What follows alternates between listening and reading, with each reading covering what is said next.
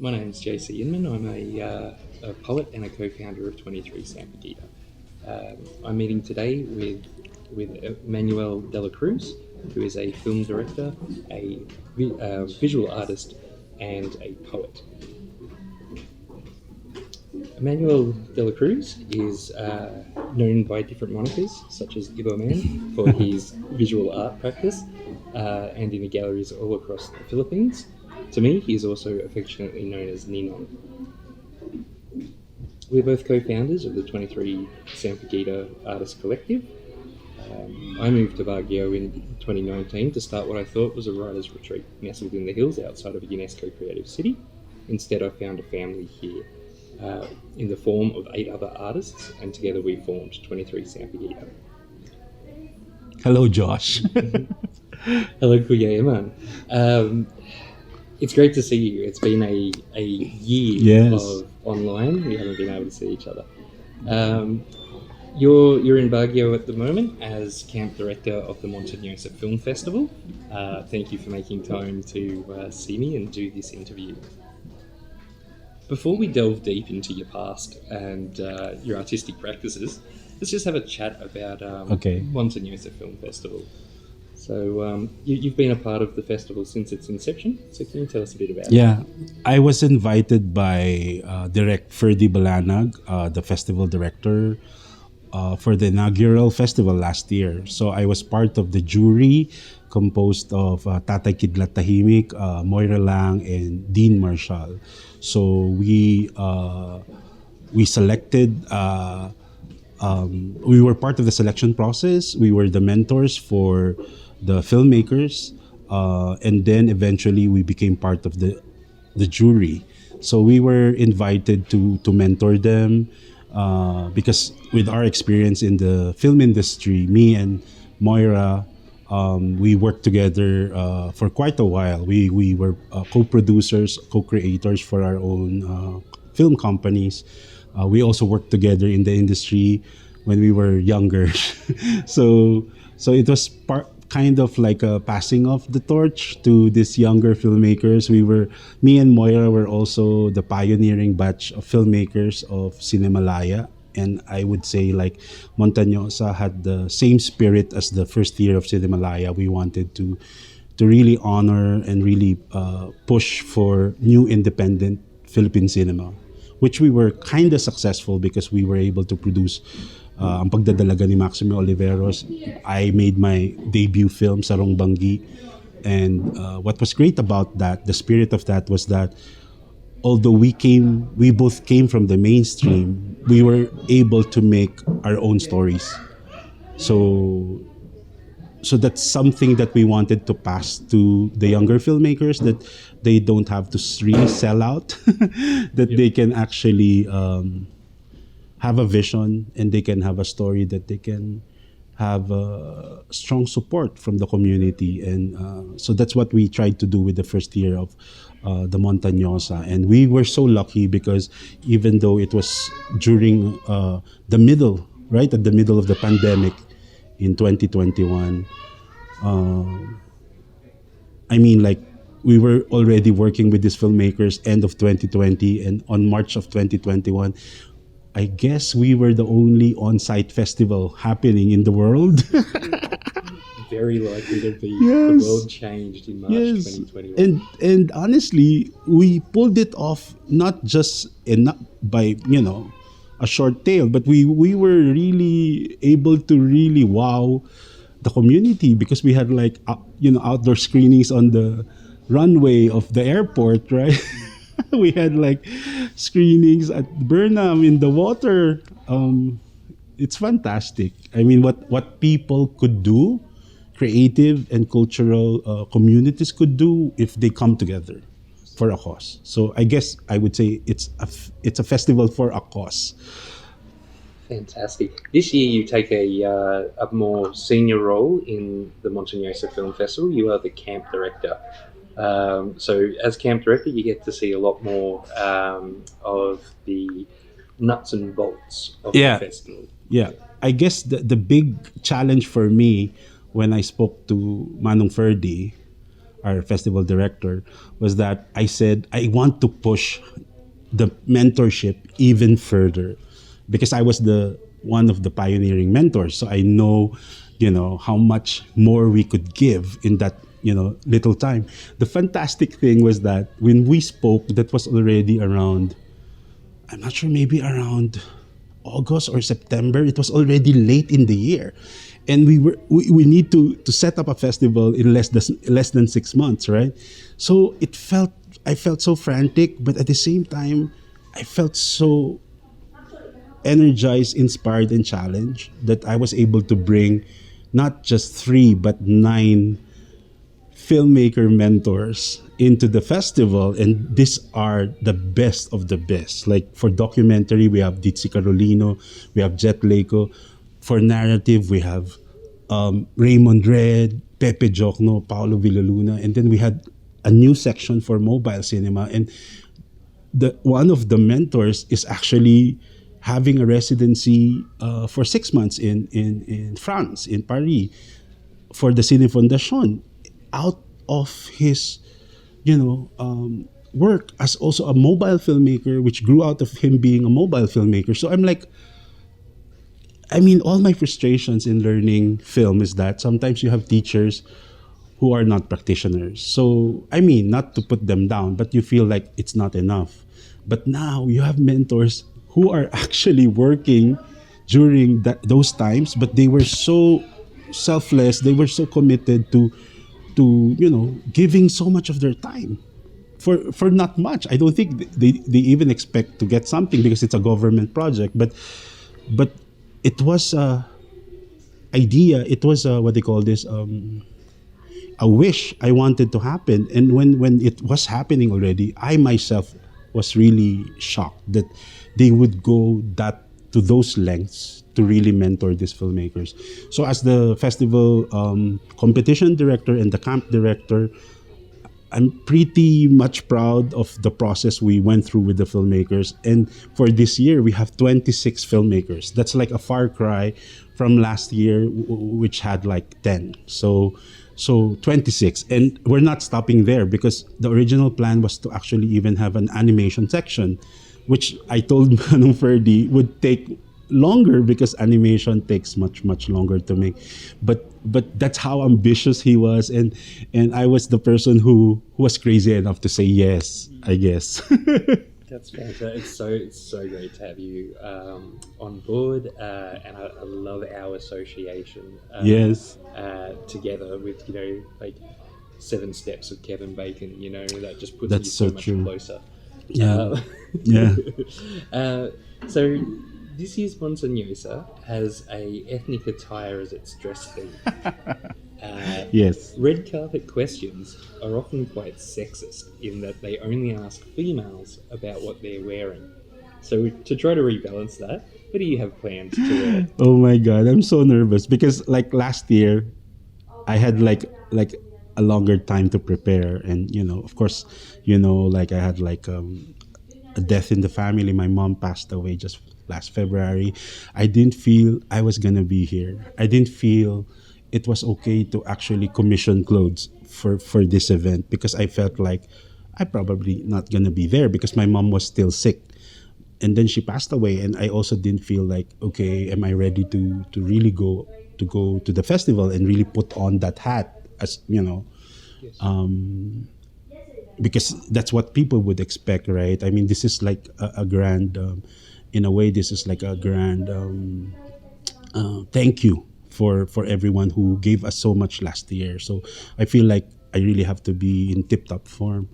But so I said, oh my God, I didn't have any clothes with me. But my designers last year was like Emmanuel Dela Cruz, and whose dad was like called the couturier for the stars, because he made all the clothes of Kuya Germs, Herman Moreno, and he passed the baton to Jovan, and he made me a really nice barong.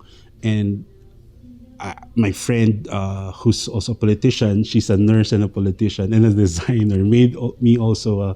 I asked to be made like a more like a Iloco fabric because of my Ilocano roots. So he also made me an Abel inspired suit. Well, a barong also, and so I have like all these choices with me, but I still don't know what I'm gonna wear. It says ethnic chic, and I'm like, I'm just really thinking I want to be there to witness for the first time, all these young filmmakers really, really coming together, and they also told their families, and they're also, like at least half of them are Baguio based, and I'm just so excited to welcome them to the festival. So, and of course, I'd really love to see Tatay Kidlat. Things really happen, so fast, and I just wish we could like turn back time, but I know, if I see Tatay Kidlat, I'm just gonna cry. So this festival is just gonna be fantastic in all counts, because I feel like it's time to celebrate everyone, even of course the ones who are not with us, because they were part of our artistry, they were part of our growth, our filmmaking. My mom, she ushered me to the kind of artist I am today. So I feel like being here and helping the younger filmmakers is honoring all our ancestors, or honoring all our teachers, our guides, and these are our parents, So I'm just happy to to really finally step into this space again, and rekindle and actually absorb all the excitement from the filmmakers, because I'm in touch with them, and I feel like you're not ready for what you're gonna experience. Oh, excellent! As camp director, is there a screening that one cannot miss? Oh wow, that's a tough question, because we actually, aside from the competition films, we have an international section. We also have Cinema Region, which is one of the biggest, longest running. They're on their 17th year almost, or is it 15th year, I think, 16th or 15th year, and their Montanosa is one of their biggest venues. So some of the filmmakers from all over the Philippines are also coming up to the Montanosa. And then one of the festivals I juried for, which is called Three Shots Film Festival, which is composed of, these young filmmakers made films in 3 shots. And these are some of the most brilliant films I've ever seen. And they're gonna be here en masse on when's that, Tuesday, I think. So it's like an exciting, and of course there's that opening film, Crossroads, which was shot here in Cordillera. It's a Japanese Filipino production, and of course our closing film, OTJ2, The Missing Eight, this is just gonna be the second screening of that film in the Philippines. So, and Eric Matis, the jury president. So I'm excited for that, because I'm in that movie. I have a bit role, but more than so is that Romeo John Arcilia is also part of the jury. He just won the best actor in Venice, and he's our jury member, and he's doing it by remote. He's on the set for Provinciano, and he's jurying by remote. So we're meeting on the 24th in the evening to have this big jury with Moira in Spain, with Romeo in Provinciano, with Eric. Magically, he's here. He was supposed to be in Freiburg. And then Martika, the filmmaker that won in Sundance, is also a jury, and she's also jurying, I guess, from her set. So this is, I don't know how to explain it, but this is something that people might think is not going to happen in a regular pre-pandemic time. But I don't know, the pandemic cast this magical sacred space, I guess, where people want to give more. Yes, yeah, definitely, because the regular comforts of life have been removed, and what remains is what matters. Exactly. And I'm proud to say we're on the second year of our pandemic festival, Montanosa. Just to circle back a little to the mentoring that you've done. Yeah. You were a natural teacher. You mentor filmmakers, Mm. you mentor poets, and you also mentor artists, and you mentor these creatives Yeah. through the process of setting up their first gallery exhibitions and all the other sort of nuances that you can learn over a 20-year career. Oh wow. What's 29 actually. 29? Yes. Almost Oh my 30. god. What? Can I sit like this? Can I? Yeah. Okay. What are the highlights for mentoring? Like individual highlights, but personal highlights. Wow, that's such a big question. When I was a kid, I I I really fell in love with my mentors, my teachers. My first teacher I remember was a nun in St. Paul Academy in Apari, Cagayan. That's like farthest north, and she let me do so many creative stuff for the class. Like I would draw the Santa Claus. I would cut stuff for whatever she would put up. I felt like I was her like little elf, and and I just realized I could do stuff that I didn't realize I could do. And I think that's the idea of mentorship. It's like we're opening a landmine, and that landmine is you. So I guess that's what inspired me through the years to look for that kind of balance where you can help the next generation find their voice, but at the same time challenge them when they feel like that's it. Because I feel like the Filipino artists and the Filipino people are so artistically inclined and gifted that it's still a mystery why we're not conquering everything there is, because sometimes you give them very small, something very little, and they turn it to something really wonderful. So Totally sorry, just to cut in. The Three Shot Film Festival is exactly that. You're working within a very limitation, limitation, and you're producing something. Yeah, I was like now I have like goosebumps because these filmmakers they're very young, but they're also very rooted, and they're also very woke. And it's an exciting time to make films because society is very challenging. And so I'm happy that we have filmmakers who will be part of that society, that they will challenge the views, they would, really be good critics of society. So there's so much to unpack because there's always the technical side, but I've always felt like my role was to really egg on and really push them further and further because like my generation had really wonderful mentors like Kidlat Tahimik, Ricky Lee, Ricardo Lee.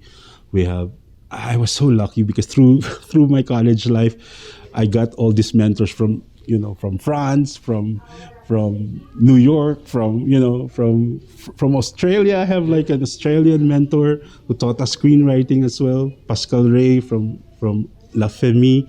I have Pico Berkovitz, a Belgian director who taught me the Western. So I was so lucky. I don't know. Maybe that's why I'm a mentor, because I feel like I lucked out, diba? Because I have like all these mentors and I couldn't bring them to my grave. I mean, I have to leave it. Yes. I have to pass it on. So it was more like a natural thing. Although I was frustrated because I really wanted to teach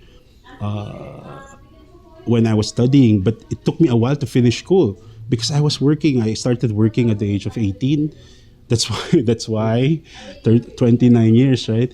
Because and I was in theater at the age of 15, and I wrote my first musical at that age. So I was like, I thought those things were normal. It was only later that I realized, I was doing all those things but just because I was asked to.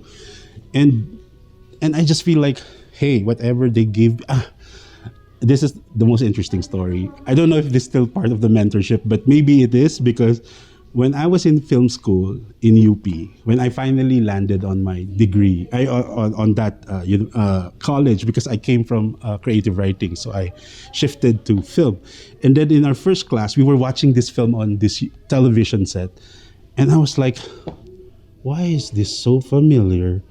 And then I realized it's Peque Galiaga's Oro Plata Mata, which the teacher was playing, which I saw as a 7-year-old kid on the big screen. Once the scene of the Exodus started on the scene, I was just like, oh my God, this is the weirdest thing. I was painting at the age of 11. I was doing poetry at the age of 12. I was doing theater at the age of 15. And then I joined theater in the university. But only in that moment, in that class, by Jacob Cadiz, one of my professors, did I realize this was where I was meant to be. Because when we were kids, my parents were managing the bus station in Apari, and we were couriering the film, the 35 millimeter negatives, to the cinemas. So we were watching all these films for free.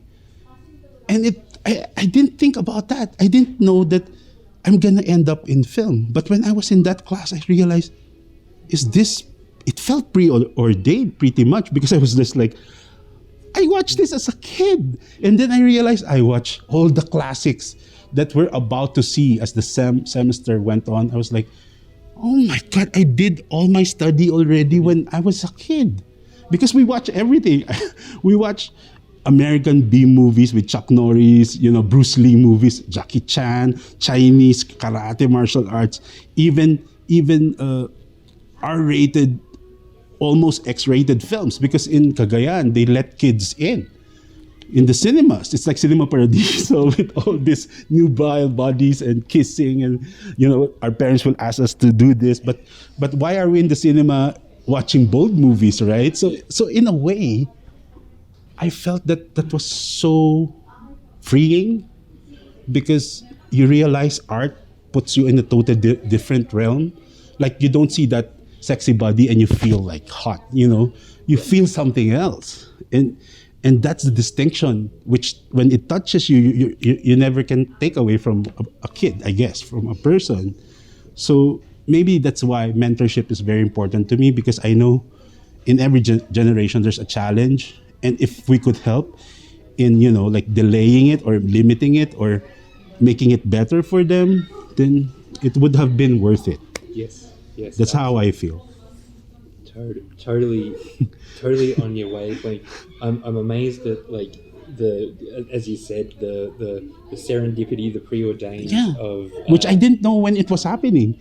It was only later when I met Ricky Lee, because I watched Himala when I was 8 years old on a Betamax on a neighbor's house, and I was watching that, and I didn't know eventually not only that he will become my friend, that I will be working for him for a few years. I mean, more than 5 years, and I would be writing with him.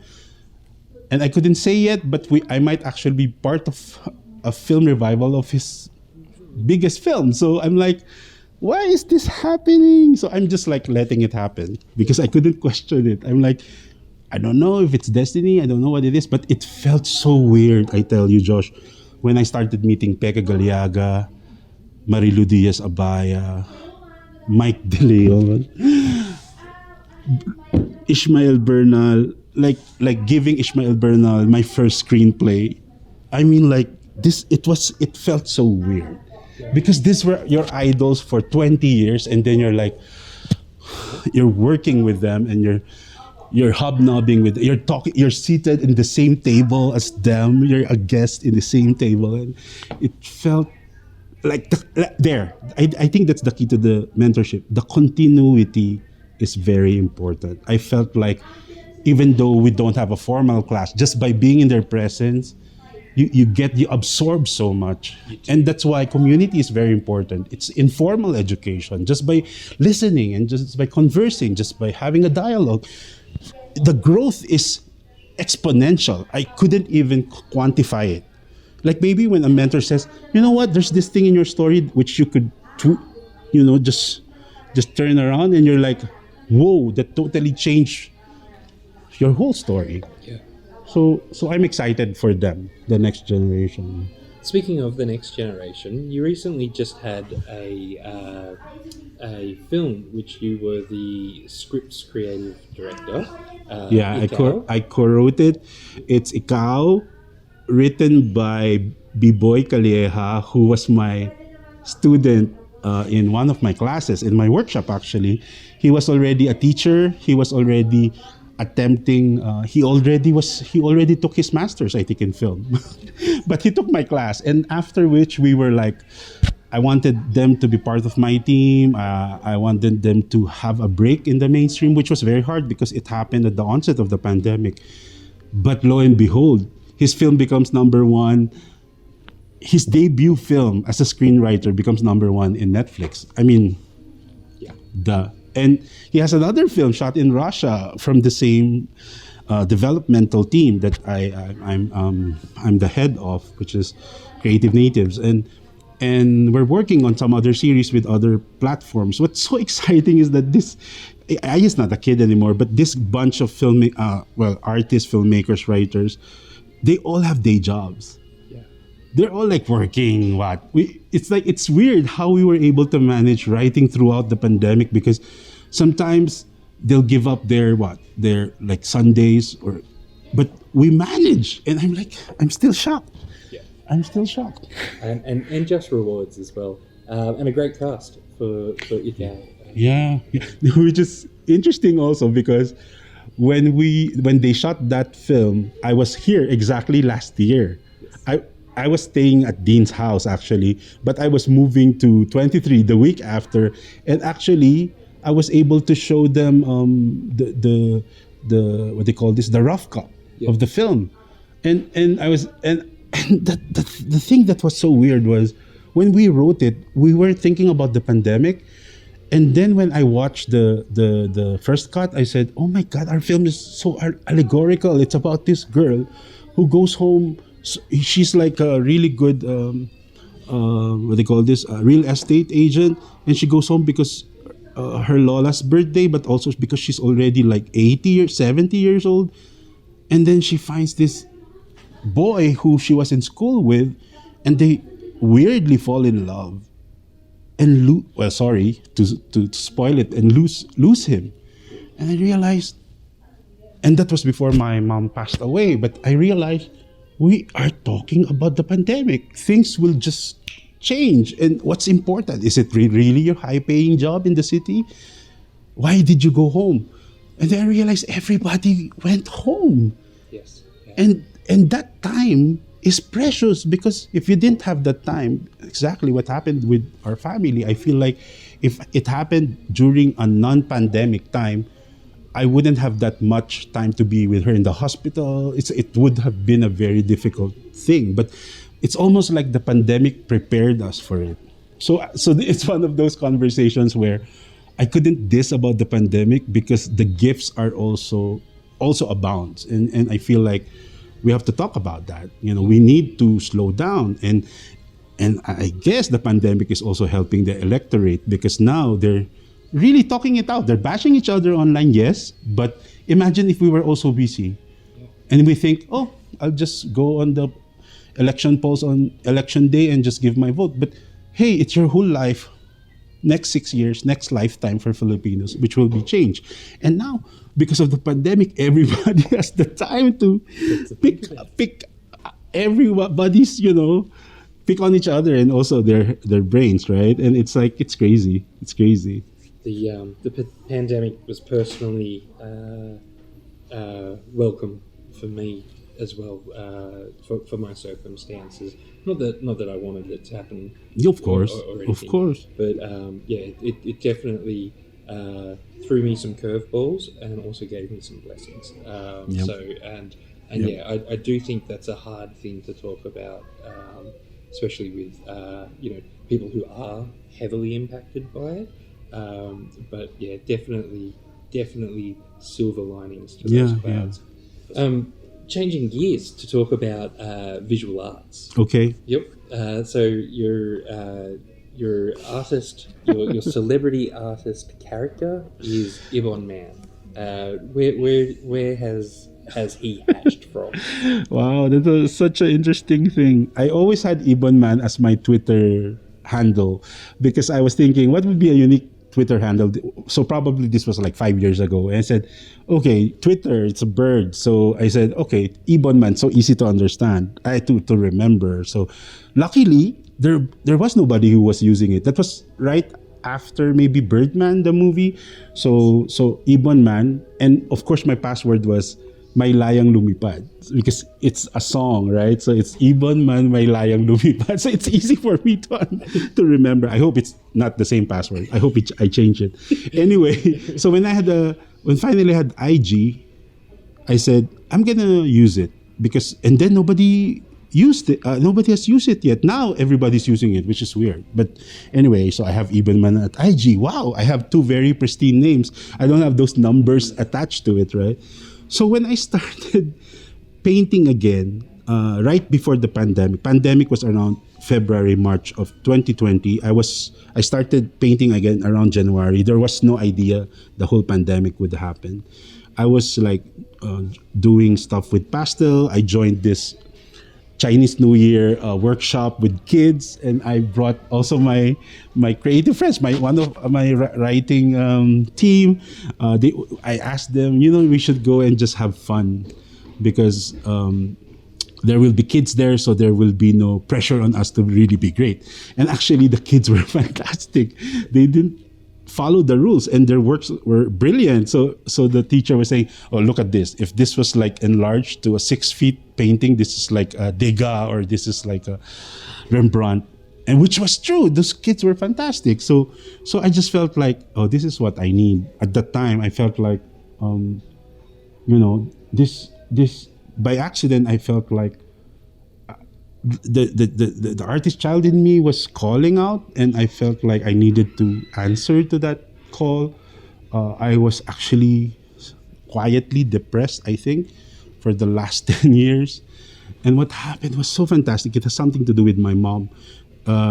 July of 2019, we've moved to that house, the new place in Kamuning in Quezon City, the year before. But because I was so busy, I haven't really unpacked everything. So it was kind of livable in my room. But I had like paintings which is in the bodega. And then suddenly one day my mom said, I think it's time that we could hang the paintings. And I said, oh, those are big ones. We need help. And some are huge ones. Like some are I'm keeping for my friends. Some I collected through the years, kind of like sizable. And then for the first time, it's the first time I saw them hang on any wall, and at the same time and throughout the house. So it's like I'm walking in a museum or a gallery, right? And I said, for the first time in 10 years, I woke up the next morning, and it's like I didn't know I was depressed.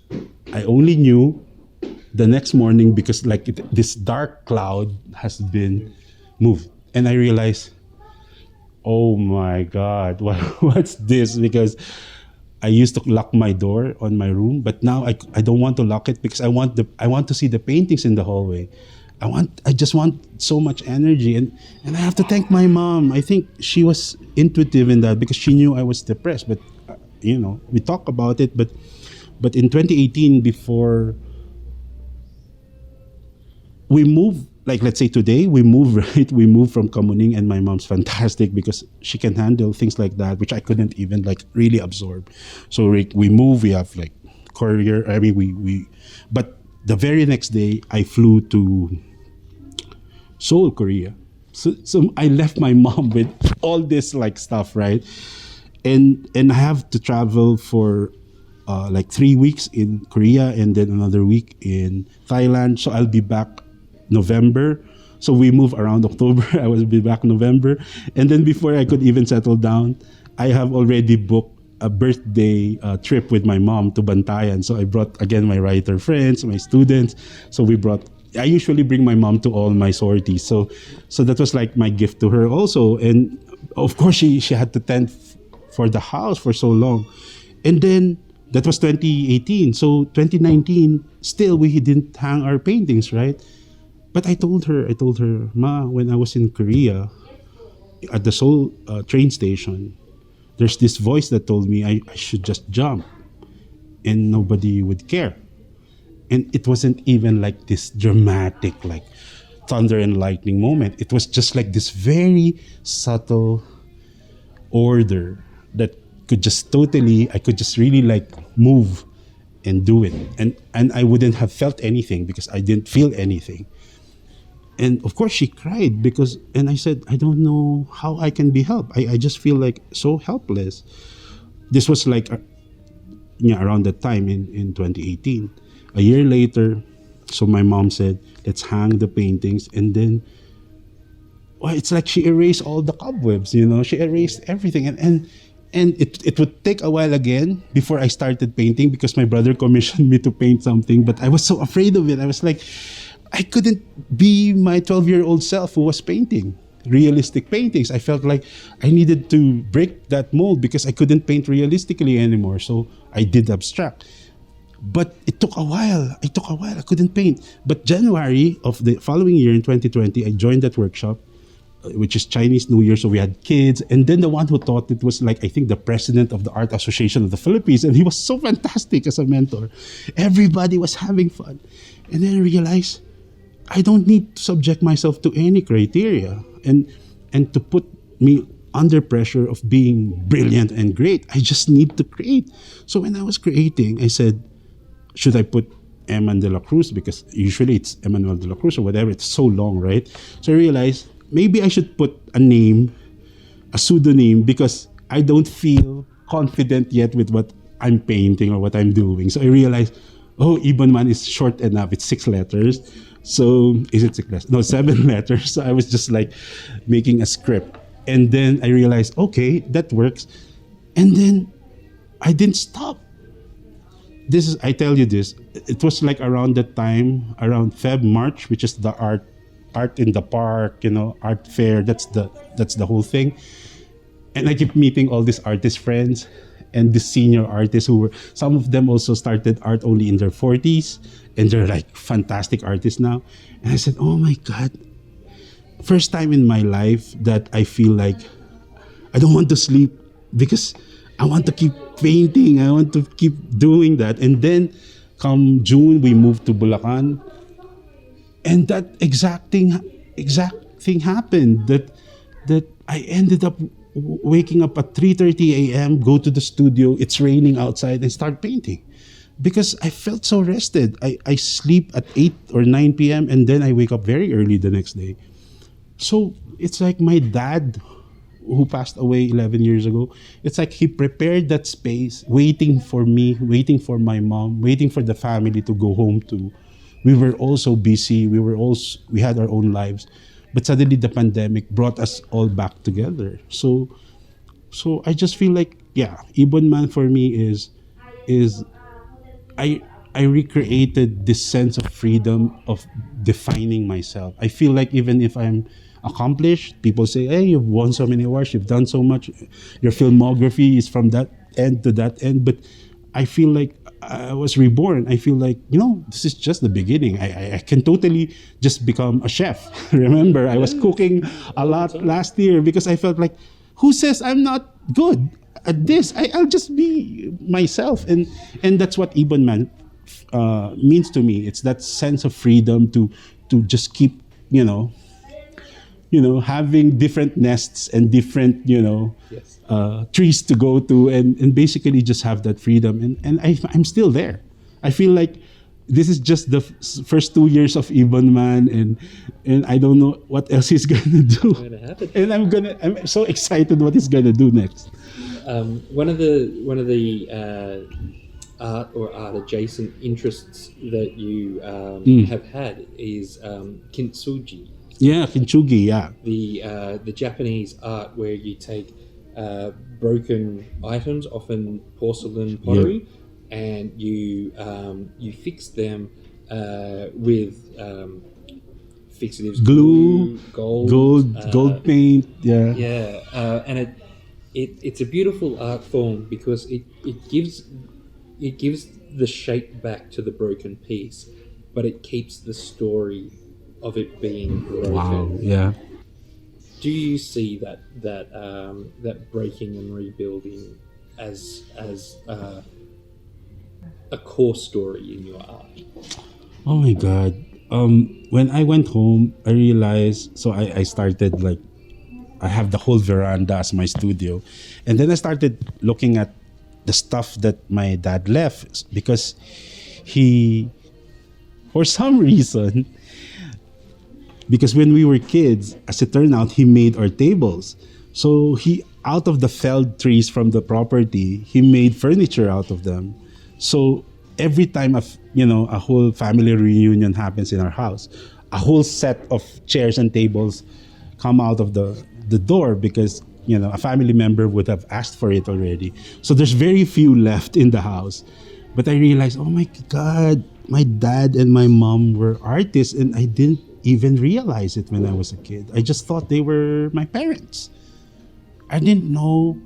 And then my dad made leather bags. We went into business together last 3 years of his life. And I was so lucky to have had that project with him because I realized that's when we really became close, because he would design the bag, he would cut it, he would sew it, he would hammer it, and he would do everything from scratch. He didn't study that. He just made it up. And I would sell it. So I realized, oh my God, that's where when my dad passed, I realized, oh my God, there's so much I got from him, which I didn't thank him for because I wasn't aware of it. It just went through. So when I was like painting again, and then I realized some of my works look like roots. And then I look on my side and there's like this root sculpture from my dad. And I was like, this is crazy. I was so speechless. I was doing vlogs then I realized, oh my God, what's happening here? It's like everything that, like this Ibonman thing, like roots having, because my favorite quote is to have wings and roots, right? For me, that's an artist. You need your roots, but you cannot stay there. You also need your wings. You have to fly.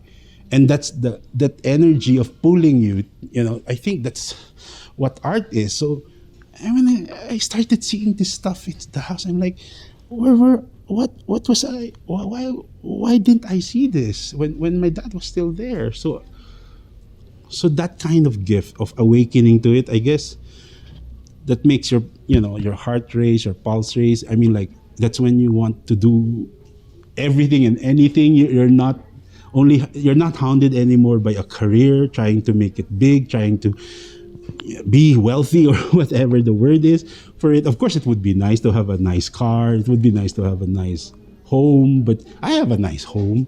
And so it really changes. It changes you. So I'm all for the ride. I don't know where it's bringing me, but I just felt like, hey, carte blanche. Ibonman would just like fly. I mean, another favorite quote of mine is that was the bird trusts not on the branch, it trusts on its wings, right? Yes. So bring it on. I mean, it's not the perch that I need, it's just my wings. So for me, I guess I'm excited to go to the next level. Yeah. And the first part of flying is being able to accept that you fall. Yeah, definitely a lot. Yeah.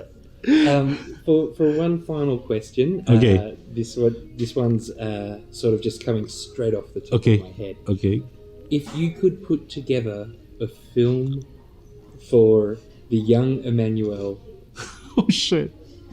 Sorry. Up in far north, watching a film on tape. What sort of a film would you make? What sort of message would that film have? Oh wow!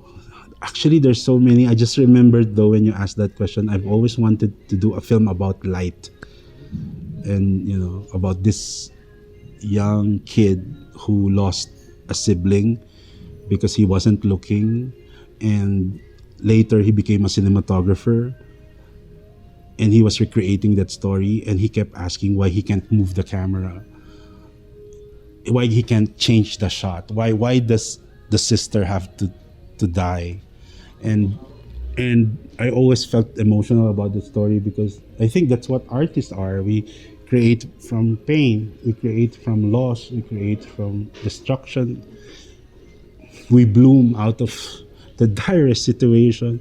My poetic group, Tungkuan, one of the most beautiful symbol is the lotus, right? The lotus is a flower that grows out of the murky lake, and you need that. You need that, and the well. That's also the concept. The water being murky, but after some time, the dirt will just subside, and then there's just this clarity.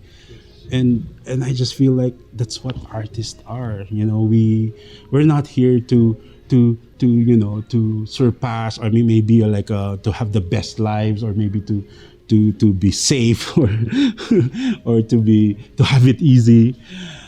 So that's our curse, but at the same time that's our gift, because we're actually preparing humanity. There's so much that humanity has to go through to evolve, and I guess artists takes the brunt very early on. Artists usually are kids who are left to be to take care of themselves one way or another, and it's crazy. And I just realized, like, again, my parents, that, oh my God, I'm not sure, because my other nickname is Joy, right? Yes. So, and I always remind myself that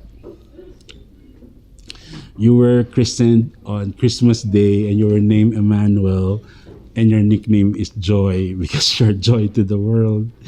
And I kept telling my younger self before, you have to claim your name, you have to claim Joy, because joy is so huge. It's even bigger, I feel, than everything else. I mean, like, of course, Emmanuel, and then you have Dela Cruz. It's like Jesus Christ on the cross. Oh my God! It's like a script, a formula that has already been written. It's like you will make so many sacrifices because you cannot just carry your own cross, because people will be so drawn to you. They need your help. It just felt like a preordination, and it's crazy. And then there's that joy part. And then somebody sent me this beautiful quote from a book written, I forgot the author's name, but it's called The Second Mountain. And she said that because she saw a painting of mine when I was 12 years old. This is a nice way to end this interview, because she saw a painting of mine, which was like some of the last paintings I painted, because I stopped totally painting because a traumatic event happened. I left one of my paintings in art class for the Christmas vacation to dry because it's oil. And then when we came back January, February, it was gone. I thought it was misplaced. So I just moved on. I'm like, okay, it's gone. And then 2 years later, I was around second year high school. So I was like 13, 14. And then somebody donated this painting to the guidance counselor's office. And lo and behold, it's my painting by one of my classmates. And I couldn't have the nerve of speaking out and telling everybody whose painting that was. And I just stopped painting. So it damaged me. I didn't realize it damaged me. I just thought, hey, I could do everything else, poetry, theater, singing, everything else. So I just moved on. I didn't realize how much that damaged me. And that's the full circle when I started painting before the pandemic. And throughout the pandemic, suddenly I regained my artist self. And I'm like, yeah, that's the kid that just disappeared. That kid just like, okay, I'll just stop.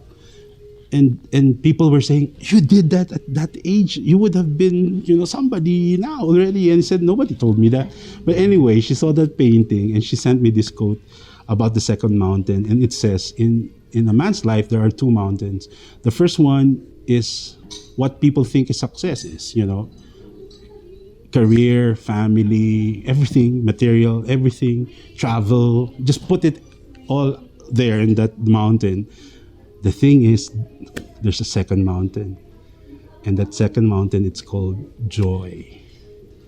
And I told her, do you see the signature on that painting, on that mountain? Because my painting was a mountain, and behind it is a second mountain.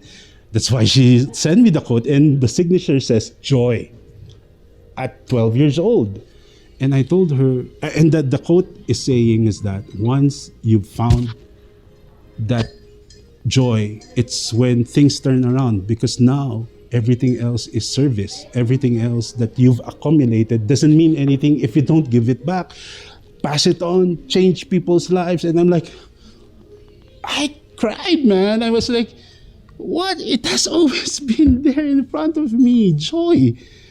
And I had that name since I was a kid. And everybody who was close to me called me Joy, not Emmanuel. It's really Joy. And I realized it has always been there. I was so shocked. And this happened because I started posting this photo. The painting is not even with me, because those paintings I painted commissioned by my uncle and who's married to my ninang. And then I asked my cousins to take photos of my old paintings when I was a kid, because I said, I'm painting again. I want to see how I evolve. And then they started sending it out. Sending it to me. And then when I was posting it, it's crazy how this opened this dimension where I feel like there's a message for me. And then suddenly I didn't feel as lost as I thought I was anymore. So I don't know, maybe it's that sense of being guided, or that sense of being, I don't know what the word is, but I've always felt it when I was a kid. I felt like I've always been given an extra leeway to grow. And sometimes I don't even study and I get the highest grade, stuff like that, which are like the weirdest things. And then I get to the university that I fell in love with at the age of 7. My aunt brought me to UP, and she brought me up to College of Fine Arts, which was still in the university library then. So it looks like, Harvard, and it's like this really big, balustrade beams, and and I felt like, oh, like Mount Olympus, right? So I've always thought I'm gonna be a fine arts student in UP, and I ended up in film. But still, that's pretty much close. That's pretty close. I felt like, hey, those are not accidents. I passed 3 exams in biology, and then I asked my parents, if I'm going to study in one of those schools, which is Ateneo, La Salle, and UST, you're going to pay for my schooling, which was hard because 2 of my older brothers who were still in college. So because we were like 1, 2, 3. And then I told them, if I study in UP, not a biology course, not a pre-med, but a writing course, you're going to pay 0. So I guess I got my way. I got in the university that I've always wanted to be in. And I haven't stopped learning. I haven't stopped trying to just like find it. I just feel like it's gonna be 10 miles away.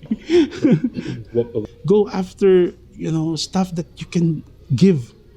So maybe that's why I'm probably a fool, but I feel like the pandemic actually validated it.